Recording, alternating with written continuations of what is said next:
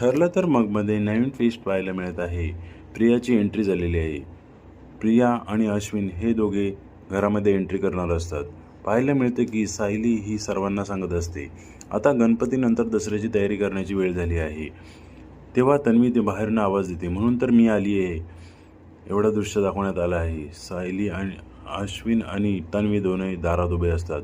तेव्हा सायली बोलते, खबरदार माझ्या घरात पाऊल टाकलंस तर. आणि तिच्या कानाखाली एक आवाज कळते, तुझं तोंड बंद ठेव. एवढं होऊनही तू निर्लज्जासारखी माझ्या घरी आलीस. तेव्हा अश्विन बोलतो, कायद्यानं तर ती. तेव्हा तन्वीचा हात पकडून सायली तिला घराबाहेर काढते.